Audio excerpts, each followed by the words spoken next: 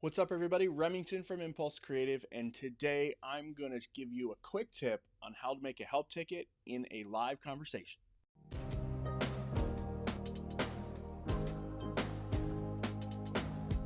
As a salesperson, you're going to get inundated with other inquiries that you may have thought were going to turn into sales conversations, but you will probably have to support someone.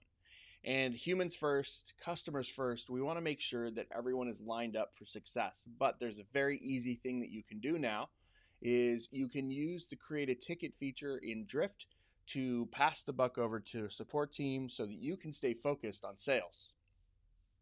Now, there's a couple things to know here.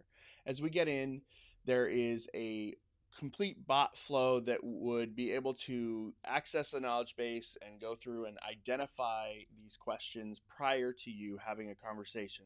But if for some reason they get through all of the AI behind the bots and they get to a live contact, you have the ability to create a ticket and then escalate the situation somewhere else so that you can focus on your job. So before we get into showing you how this works with a conversation, you're going to need to set this up and make sure that the ticketing system and the support email is fully integrated into Drift. Now, if you are a sales rep or a support rep in Drift and you want to make this functionality happen but don't have access, feel free to shoot this video over to your admin. But what you're going to do is you're going to go to the gear, you're going to go to app settings, and then you're going to go down to DriftBot.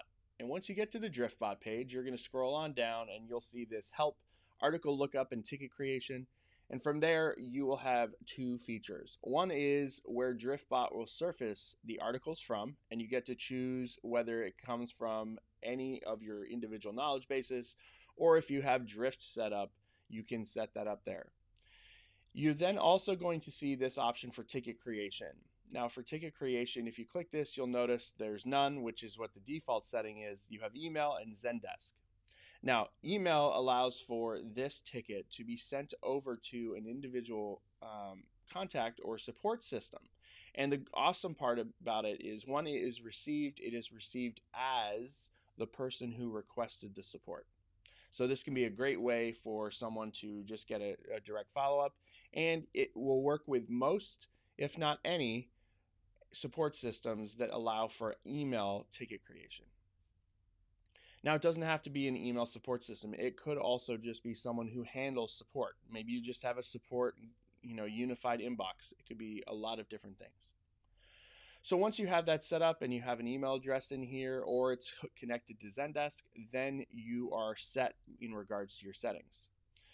The next thing we're going to do is we are going to create a ticket. This is how you could do this on an ongoing basis, and it's as simple as when you start typing in the slash, writing the word ticket, and then putting in the actual item that you're creating a ticket about. So this essentially is going to create a ticket with the subject line. This is how a test ticket system works.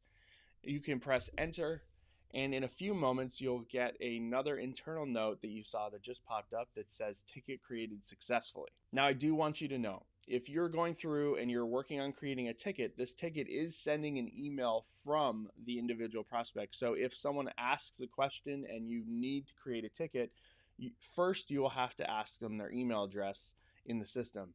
If the system does not know the email address, it cannot create the ticket to pass that along.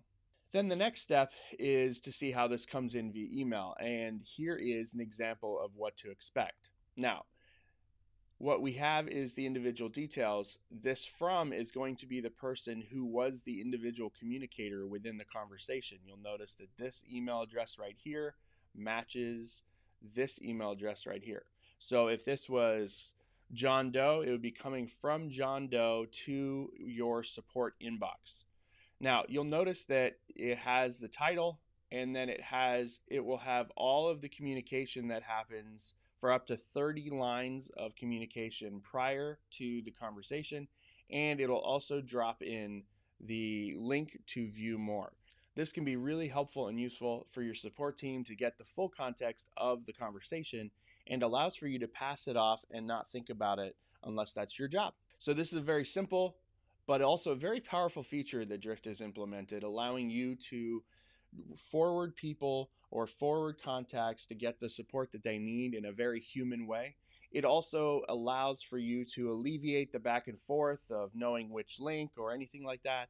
And as long as you have it set up to go to your support inbox, you don't have to worry about heavy setups internally about how to route things to tickets or any significant API integrations. If your support system accepts emails via support ticket, then this is a perfect opportunity to leverage this tool right out of the gate.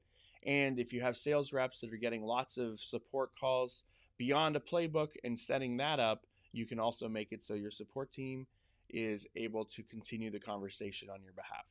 Well, that's it for today's tutorial. If you have any questions about conversational marketing or Drift, please feel free to hit me up in the comments below or on Twitter at RemingtonBeg. If you'd like to see other tutorials we've done, you can go ahead and you can do that right here. And if you'd like to subscribe to our daily tutorials, you can go ahead and do that right here. Until next time, I'm Remington from Impulse Creative. Have a great day.